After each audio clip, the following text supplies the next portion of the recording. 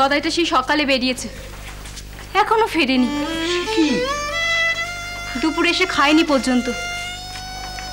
আর সেই তখন থেকে আমাদের তিনজনের উপোস চলছে, আমার, মায়ের আর তোর বউয়ের। মা, এই কথা তো আমায় আগে কেউ বলেনি। আমি তো দিব্যি দুপুরে বাড়ি ফিরে এসে খেয়ে নিয়েছি। তোকে কি বলবে?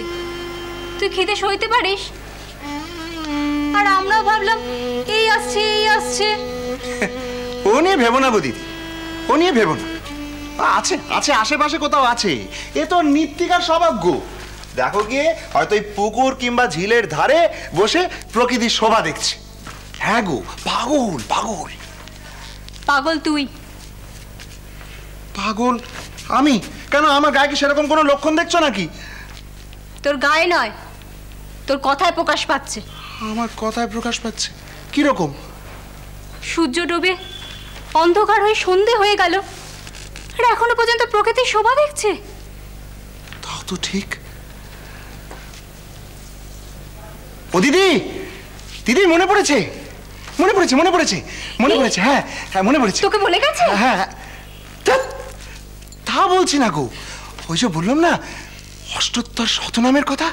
হ্যাঁ, দাঁড়াও দাঁড়াও দাঁড়াও দাঁড়াও দাঁড়াও দাঁড়াও একটু দাঁড়াও।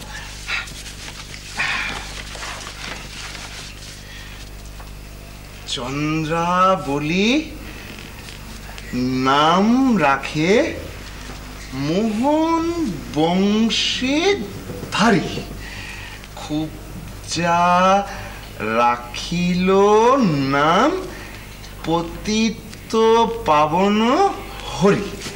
হ্যাঁ হ্যাঁ, এই দেখো এইসব কি হচ্ছে? জাগে খুঁজে আন ওকে, যা। কি মুশকিল, আমি ওকে কোথায় খুঁজবো? কি ঝামেলা। কি সুন্দর মনে একটা ধর্মভাব এসেছিল, সব দিলে একেবারে। ছোট ভাইটা সকাল থেকে বাড়ি নেই, তাকে খুঁজে পাওয়া যাচ্ছে না, আর তোর মনে ধর্মভাব যাচ্ছে। কৃষ্ণের নাম লিখছিস? আমি কি করব? যা ওকে গিয়ে খুঁজে আন। একটু পরে কিন্তু মা ভুয়ে পড়ে গড়াগড়ি খাবে। ওই দেখ, বিপদ।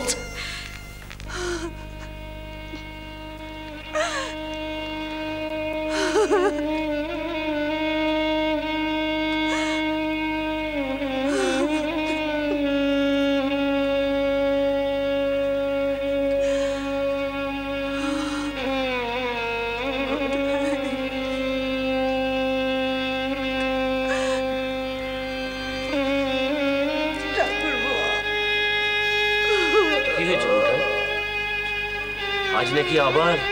বসুন খুড়োমশাই। হ্যাঁ গো বৌমা। আগে সেই কোন সকালে বেরিয়েছে ঠাকুরপো, দুপুরে খেতেও আসেনি। জ্বালা জ্বালা আমার রয়েছে এক জ্বালা, বুঝলেন খুড়োমশাই, আমার রয়েছে এক জ্বালা। নিত্যই এক কর্ম, কারো ভালো লাগে? ইচ্ছে করে করে এসব। বাড়ি শুদ্ধ লোককে একেবারে নাচিয়ে ছাড়লো। বেশ ছিল ভালো কলকাতার মন্দিরে, কেন যে মরতে টেনে নিয়ে এলো মায়ের কাছে। এই দেখো, তুমি আবার দাঁড়িয়ে হা করে শুনছো কি? দাও একটা লম্প বা হ্যারিকেন কিছু দাও। যাই আধারে বাধারে ভুতুরে ডাঙায় খুঁজে ফিরি গে, শিয়াল কুকুরের কামড় খাই। ছোটবেলা থেকে, বুঝলেন খুড়োমশাই, ছোটবেলা থেকে ঠিক এই রকমটি। তখন তখন তবু বড়দাদা ছিল, তাকে ভয় পেত, মানত। আর এখন এখন সে আমাকে বোঝেই না।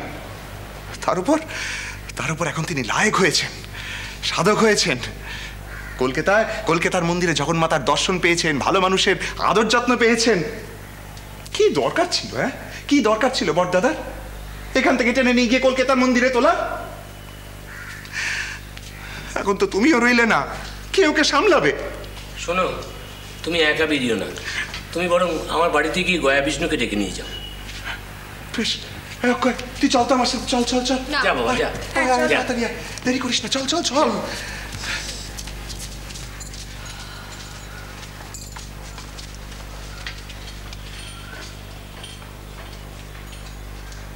শত্রু শত্রু, পেটের শত্রু। কি বলছেন বৌঠান? ঠিকই বলছি। দেখলেন তো ওর জন্য সবাই আমাকে কাঁটা মারে। নিজে কানেই তো শুনলেন ঠাকুরপো। অমন ভাববেন না বৌঠান। আসলে রামেশ্বর তো ছোটবেলা থেকেই অন্যরকম, সোজা সাপটা ছেলে। ও ঠিক পেরে উঠছে না। তারপর গদাইয়ের যা ভাব, সে তো আর যেমন তেমন দশা নয়। জানেন বৌঠান, আমি কজন পণ্ডিত ধার্মিক মানুষের সঙ্গে কথা কইছি, চিনু শাঁখারির সঙ্গেও আলোচনা করেছি। শাঁখারিও তো অনেক সিদ্ধাই, সবাই জানে। সবাই একই কথা বলছে। কি কথা? বলছে এসব নাকি ওর যোগ বিভূতির প্রকাশ। হবে বা আমি আর কি করি বলুন? মায়ের কোল থেকে ছেলে কেড়ে নিয়ে জগৎ জননী লীলা দেখাচ্ছে। সারা বিশ্ব ব্রহ্মাণ্ডে তিনি তো আর আগুন জ্বালবার মালসা পাননি, আমার এই বুকটুকু বেঁচে নিয়েছে। না না না, অমন বলবেন না বৌঠান। ভগবান তো মানুষকে অনেক রকম পরীক্ষা করেন। তাই নিচ্ছেন, আমি জানি। আজ থেকে তো নয় ঠাকুরপো, সেই গদাই পেটে আসার আগে থেকে দেড়ে গ্রাম থেকে শ্বশুরের ভিটে থেকে উৎখাত হলুম।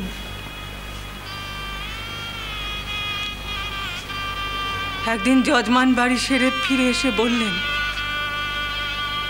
জমিদার বাবু হুকুম করেছেন এই গ্রাম ছেড়ে দিয়ে চলে যেতে হবে।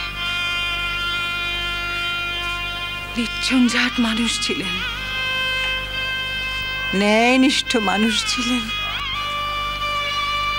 জমিদার মশাইয়ের হয়ে মিথ্যে মামলায় সাক্ষ্য দিতে রাজি হননি উনি। সেই তো পরীক্ষার শুরু। তারপর গোসাই ঠাকুর এখানে এনে ঠাঁই দিলেন, চাষের জমি দিলেন, পেটে ছেলে এলো। আর 5 জনের যেমন আসে, কিন্তু না, তোরটা ছেলে নয়, তোরটা ভগবান। চৌপর ছোট কালটা তার লীলা সামলা। এই কালো মেঘের বুকে সাদা বকের শাড়ি দেখে বিড়মি খায়। এই বিশালাক্ষীর মন্দিরে যেতে গিয়ে তার উপর মায়ের ভর হয়। আবার দেখ না দেখ, ওই শিবপালায় শিব সেজে গাইতে গিয়ে শিব ঠাকুরকে নিজের শরীরে টেনে নেয়। এরই মধ্যে উনি চলে গেলেন, তাও নিজের ভিটেতে নয়, বিদেশ বিভুঁইয়ে। পরীক্ষা, শুধু পরীক্ষা।